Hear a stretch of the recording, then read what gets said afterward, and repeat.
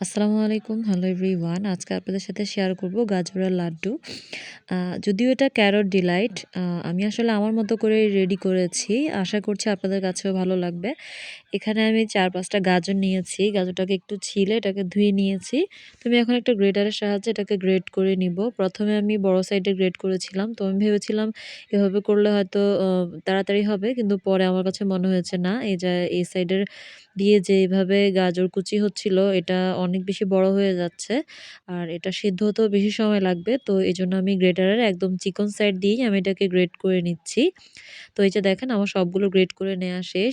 তো এখানে যতটুকুই হয়েছে এখান থেকে আমি মেজারমেন্ট কাপের 2 কাপ গাজরের ব্যবহার করব। আর এদিকে দেখতে পাচ্ছেন ১ কাপ এবং 1/4 কাপ এখানে ছানা হয়েছে আমার প্রায় ১.৫ কেজি দুধে। আ সরি, এখানে ১.৫ কেজি না, ২ কেজি দুধের ছানা ছিল। তো আমি ১ম এ চুলায় একটা প্যানে কিছুটা ঘি দিয়ে দিয়েছি, প্রায় ১ টেবিল চামচের মতো হবে। এরপর আমি এখানে আগে থেকে রেডি করে রাখা ছানাটাকে ভালোভাবে হাত দিয়ে ম্যাশ করে নিয়েছি। একদম মিহি করে ম্যাশ করে নিবেন। নাহলে কিন্তু এটা চুলায় দেওয়ার পর একদম দানা, দানা থেকে যাবে এবং খেতেও খুব একটা ভালো লাগবে না। তো আমি ঘিয়ের মধ্যে কিন্তু ছানাটাকে কিছুক্ষণের জন্য ভেজে নিব। তো আমি স্প্যাচুলা দিয়ে নেড়ে-চেড়ে এটাকে ভালোভাবে ভেজে নিচ্ছি।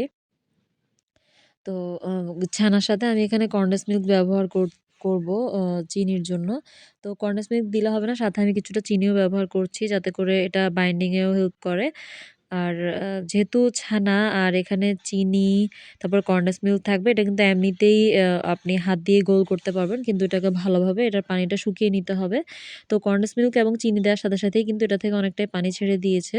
তো দেখেন এটাকে নাড়তে, নাড়তে এটা একটা পর্যায়ে কিন্তু এরকম একদম থিকনেস আ অং থিকনেস হয়ে যাবে।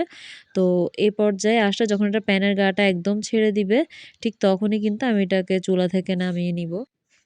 তো ছানা এবং গাজরের অংশে আপনারা কী পরিমাণে মিষ্টি খেতে পছন্দ করেন সেই অনুপাতেই কিন্তু চিনিটা দিবেন।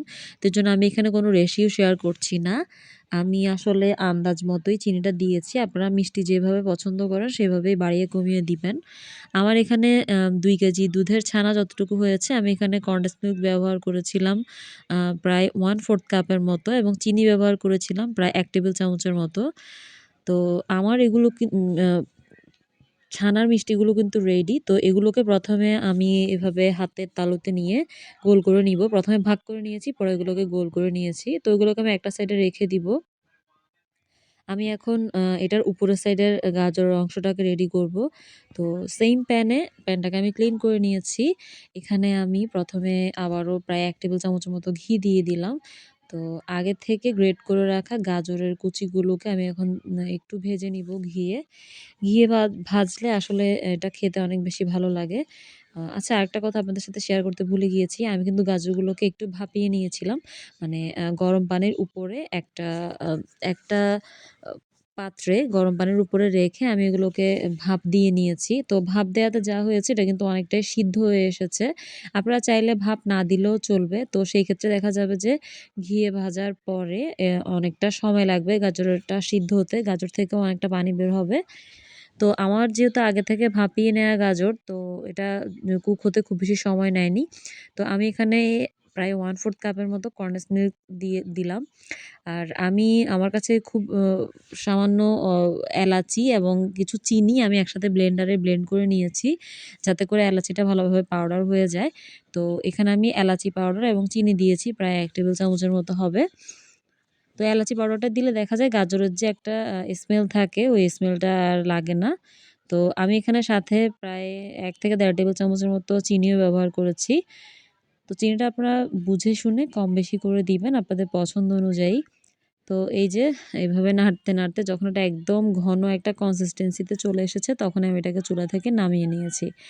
আমি সেদিন এত বেশি বিজি ছিলাম যে মিষ্টিগুলো আমি বানাতেই পারিনি। তো আমার হাসব্যান্ডকে দিয়েছিলাম, তো ও এগুলো গোল করছিল। তো সেখান থেকে আমি ছোট্ট একটা ক্লিপ নিয়ে রেখেছিলাম।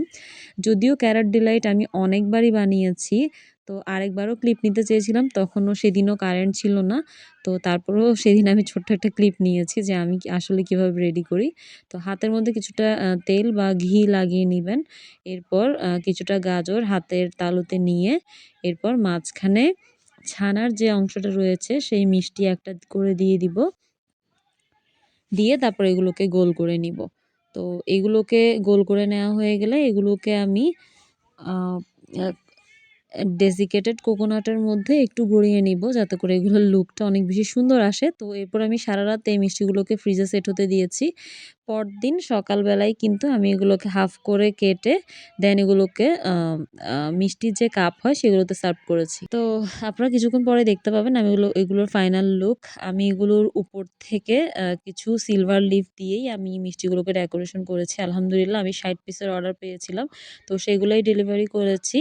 আশা করি আজকের ভিডিওটা আপনাদের সবার কাছে অনেক বেশি ভালো লেগেছে। আপনারা সবাই আমার পরিবারের জন্য দোয়া করবেন। আজ এই পর্যন্তই। দেখা হবে অন্য কোনো দিন অন্য কোনো ভিডিওতে।